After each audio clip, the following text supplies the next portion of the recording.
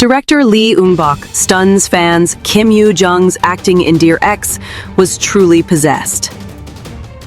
What if the most enchanting smile you've ever seen concealed a venomous heart, capable of unraveling empires built on trust and desire? In the shadowy corridors of ambition and betrayal, where beauty serves as both shield and sword, director Lee Eung-bok unveils his latest masterpiece, Dear X, a TVING original series that promises to redefine the boundaries of dark melodrama and suspense, leaving audiences breathless and questioning their own capacity for empathy toward the irredeemable. As the first 4 episodes drop simultaneously on November 6, 2025 at 6 p.m. KST, this adaptation from a globally devoured webtoon pulses with an intensity that feels almost alive, a narrative beast that claws at the edges of morality, making you wonder if redemption is just another illusion we cling to in the face of unrelenting cruelty. There's something profoundly unsettling about diving into a story where the protagonist isn't a beacon of virtue, but a storm of calculated chaos. And yet, it hooks you from the very first frame, whispering secrets that echo long after the screen fades to black. At the helm, Lee Eung-bok, a visionary whose fingerprints grace some of Korean drama's most indelible triumphs. Like the zombie apocalypse frenzy of Sweet Home, the sun-drenched romance and historical sweep of Mr. Sunshine, the ethereal fantasy romance of Guardian, the lonely and great god, better known to fans as Goblin, and the pulse-pounding military love story of Descendants of the Sun, brings his signature blend of emotional depth and visual poetry to Dear X. This marks his inaugural foray into TVING's realm, a platform that's been quietly revolutionizing streaming with bold, boundary-pushing originals, and one can't help but feel a thrill at the collision of his established prowess with this fresh canvas. Lee's creative process, as he shares in reflective tones, begins with an almost obsessive dissection of character psyches, poring over the webtoon's raw nerve endings to amplify the human frailties that make villains so magnetically terrifying. It's this meticulous alchemy that transforms a simple revenge tale into a labyrinth of the soul, where every glance and gesture is laden with subtext, evoking a quiet admiration for how he turns pain into art, without ever descending into gratuitous spectacle. The co-direction with Park So-hyun adds layers of nuanced tension, her touch evident in the series' taut pacing, reminiscent of the collaborative sparks that ignited Goblin's timeless glow. And together they craft a world where suspense isn't just plot-driven, but woven into the very fabric of interpersonal deceit. Penned by Choi Ja-won, with the webtoon's foundational blueprint laid by Bon Ji-woon, a creator whose serialized thriller on Naver webtoon captivated millions with its unflinching portrayal of societal underbellies. The story orbits Baek-ah-jin, embodied with haunting precision by Kim Yoo-jung. Ah-jin is no ordinary heroine. She's a phoenix forged in the fires of childhood torment, her early years scarred by the relentless grip of domestic violence that shattered any illusion of safety within her home's walls. Imagine a young girl, wide-eyed and trembling, navigating a household where love twists into brutality. Her father's rage, a thunderclap that echoes through her every decision, molding her into a survivor who learns early that vulnerability is a luxury she can't afford. This backstory, intensified in the adaptation to heighten both physical scars and emotional fissures, feels like a gut-punch reminder of how trauma doesn't just linger, it evolves, sharpening into a weapon that Ah-jin wields with surgical elegance. As she ascends from those ashes to the glittering pinnacle of stardom, her mask of porcelain perfection hides a devilish core, an anti-heroine whose unpredictability keeps viewers on a knife's edge, their hearts racing with a mix of revulsion and reluctant fascination. There's a poetic cruelty in her transformation, one that stirs a deep-seated unease, as if peering into a mirror that reflects our own suppressed shadows, urging us to confront the monsters we might become under unrelenting pressure. Ah-jin's ascent isn't solitary. It's a tangled web of manipulations that ensnares two pivotal men, each representing facets of her fractured desires and the world's unwitting complicity in her schemes. Yoon Jun-seo, portrayed by the disarmingly earnest Kim Young-dae, is the naive scion of old money, a young man whose sheltered existence has left him blissfully ignorant of life's sharper edges, much like a lamb wandering into a den of wolves. His character, with his pure, almost childlike kindness that borders on helplessness, tugs at the heartstrings in ways that feel achingly real. Lee himself was captivated by Jun-seo's internal monologues, those haunting questions like, "Why do I love someone so cruel?" Or "Why do I love such a wicked girl?" that pierce the veil of romance to expose the masochistic pull of toxic allure.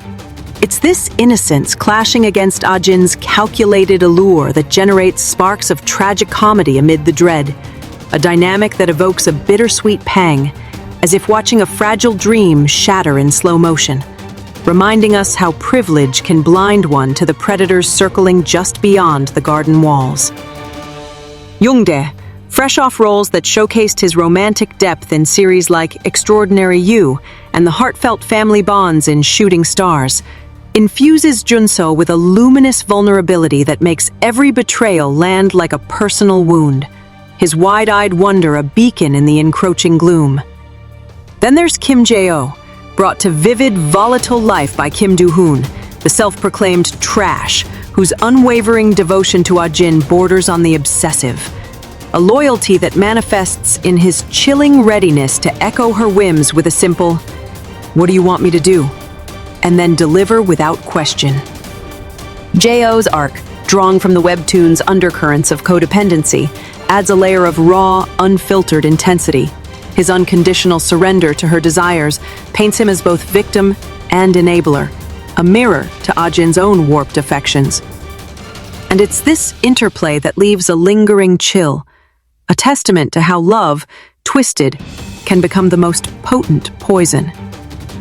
Do-hoon, recommended to Lee by fellow actor Kim Nam-hee and stepping into the spotlight after compelling turns in youth dramas like the Penthouse spin-offs, arrived on set with an infectious cheer that belied his character's darkness, transforming grueling shoots into moments of levity and becoming the unspoken morale booster for the ensemble. His lively energy, as Lee recalls with warm fondness, infused Jae-oh with a humanity that prevents him from devolving into caricature, instead evoking a profound sympathy for those who tether their worth to another's chaos. A feeling that swells in the chest like an unresolved chord, begging for the resolution that may never come. Lee's fascination with these triangulated dynamics, Ah-jin's enigmatic facade of beauty concealing her true self, Jun-seo's wide-eyed naivety, and Jae-oh's fervent allegiance, stems from a desire to probe the uncharted territories of flawed devotion, a theme that resonates with the quiet horror of realizing how often we romanticize our own downfalls. In Ah-jin, he crafts an unpredictable force, a devil whose inner thoughts remain an impenetrable fortress, allowing her to flip from serpent-slime manipulator to angelic enchantress with the flick of a smile. Her expression's a cipher that defies decoding through tone, gesture, or deed. This opacity is no accident. It's Lee's deliberate stroke to immerse viewers not in pity, but in a visceral investment, steering clear of the saccharine pitfalls of melodrama by infusing her actions with thrilling unpredictability. One can't shake the electric anticipation it builds, that gnawing curiosity about whether her stone-cold heart, armored against the world's indifference, can be thawed by those blissfully unaware of her depths. A plot pivot in the series' latter acts that promises to upend assumptions, much like the webtoon's climactic revelations that left readers reeling for months.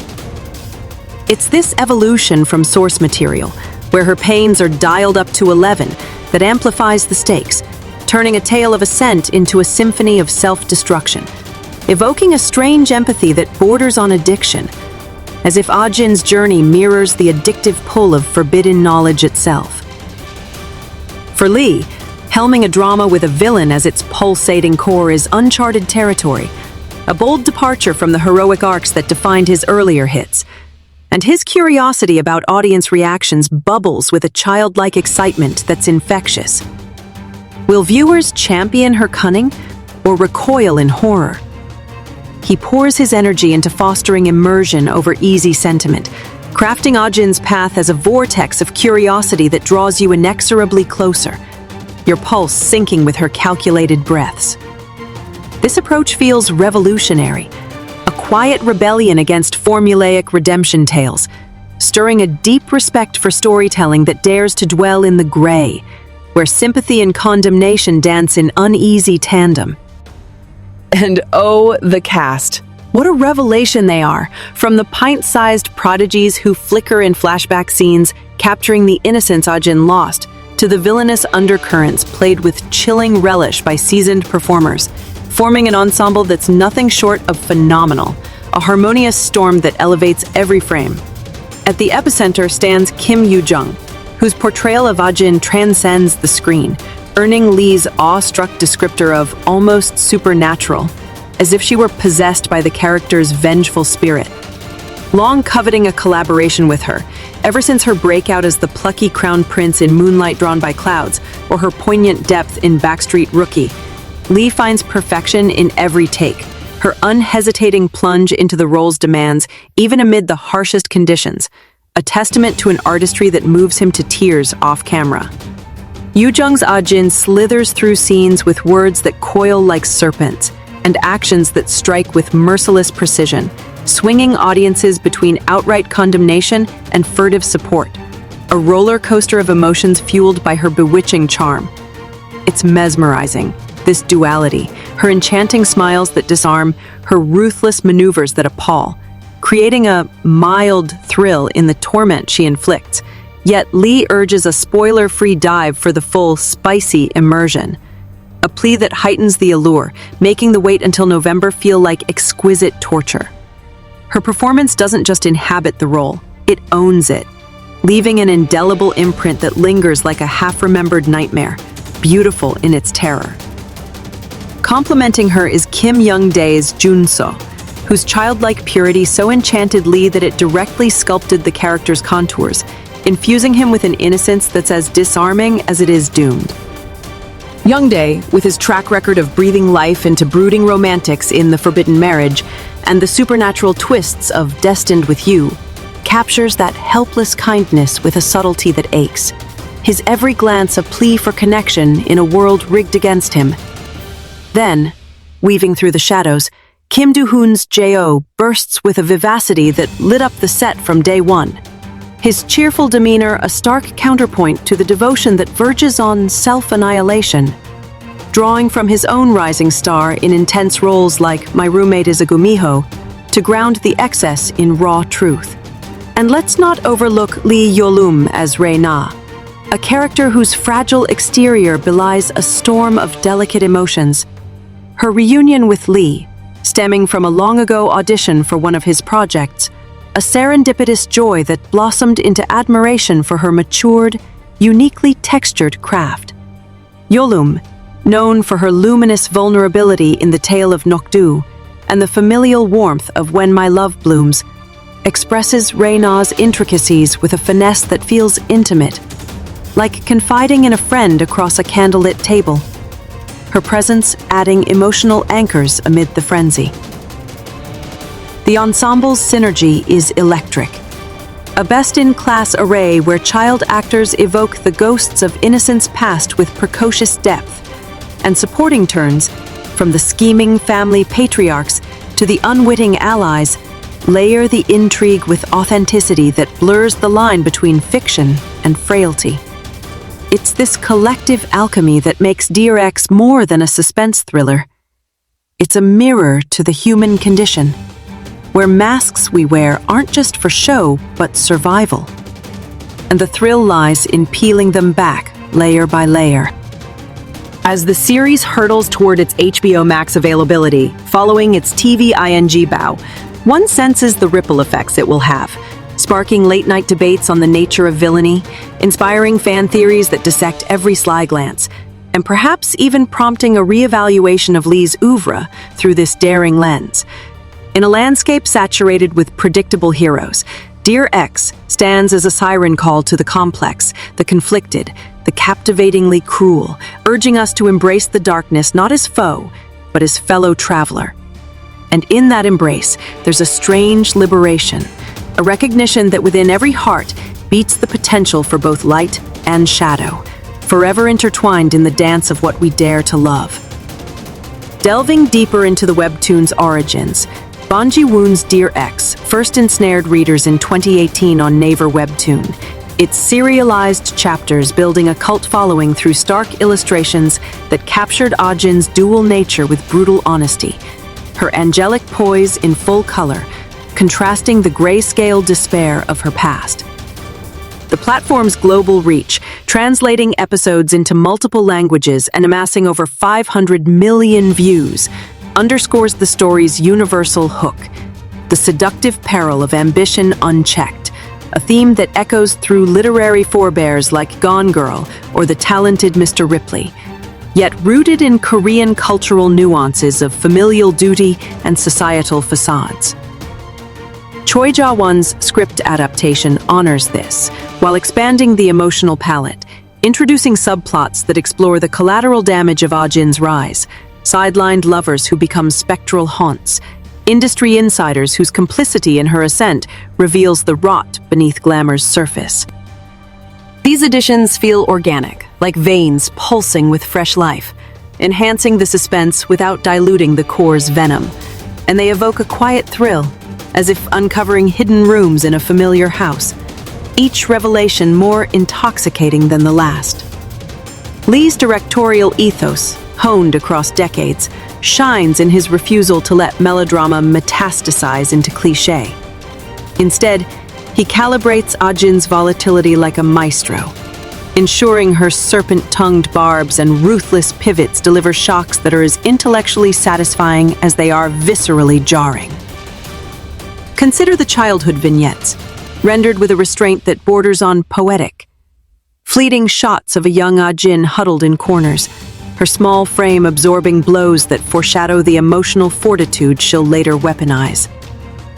These moments, verified through production stills and teasers, aren't exploitative but foundational, building a bridge of reluctant understanding that makes her later machinations hit harder, stirring a complex brew of sorrow and intrigue.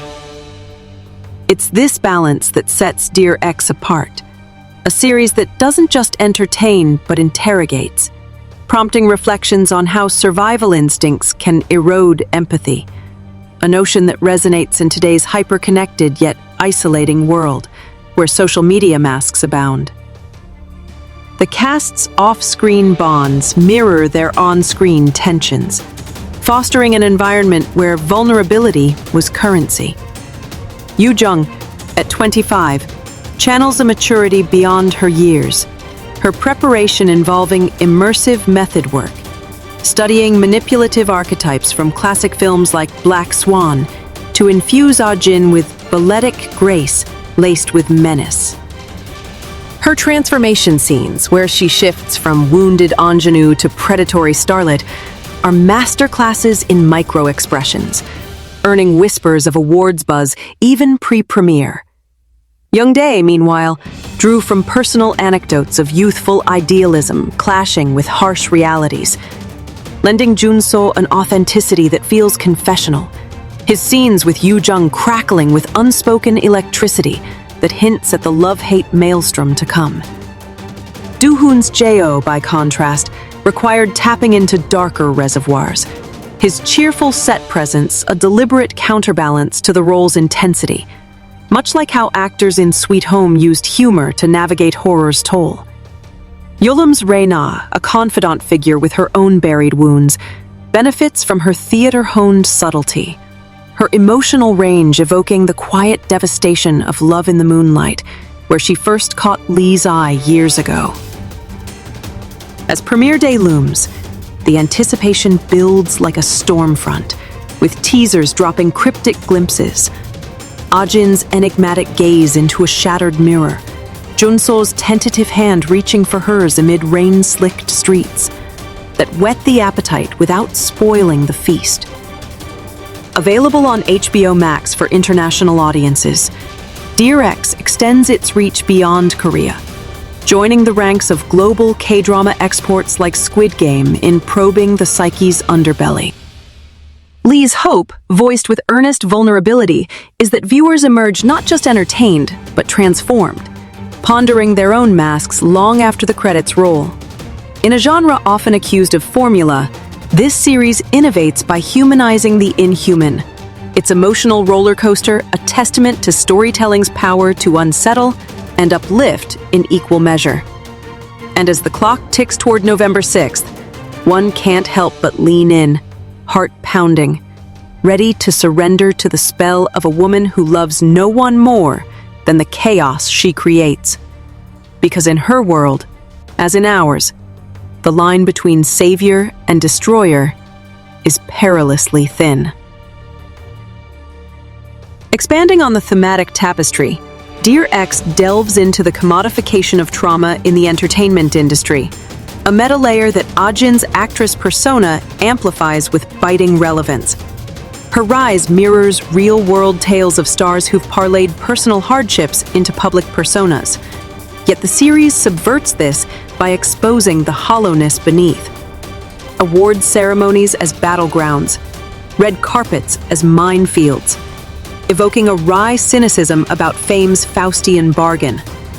Lee's visual style, with its chiaroscuro lighting that bathes Ajin in halos one moment and infernal glows the next, underscores this duality, drawing from his Goblin era where supernatural elements mirrored internal turmoil. The score, a brooding fusion of orchestral swells and minimalist percussion, mirrors her heartbeat's erratic rhythm, heightening the suspense in ways that feel symphonic, an auditory embrace that pulls you deeper into her web. The supporting cast enriches this ecosystem. Veterans like Kim Yi-kyung as a maternal figure whose own regrets parallel Ah-jin's, or rising talents like Yoon Jung-sok in roles that peel back the elite's veneers, their performances interlocking like puzzle pieces to form a mosaic of moral ambiguity. Child actors, selected through rigorous auditions emphasizing emotional authenticity over polish, bring heartbreaking verisimilitude to the flashbacks, their wide-eyed portrayals a stark foil to adult Ah-jin's armored gaze. Production design, from opulent chaebol estates echoing Mr. Sunshine's grandeur to seedy underbellies reminiscent of Sweet Home's grit, immerses viewers in a Korea of contrasts, where beauty and decay coexist in uneasy truce. Ultimately, Dear X isn't merely a drama. It's an invitation to wrestle with discomfort, to revel in the forbidden fruit of rooting for the flawed. Lee's passion, palpable in every directorial choice, ensures that Ah-jin's journey, from battered child to untouchable icon, resonates as a cautionary symphony, its notes lingering in the mind like echoes in an empty theater. As we await that fateful premiere, the air hums with possibility. A collective breath held in anticipation of a story that dares us to love the unlovable, to find grace in the grotesque, and in doing so, glimpse the wild, untamed heart of what it means to be human.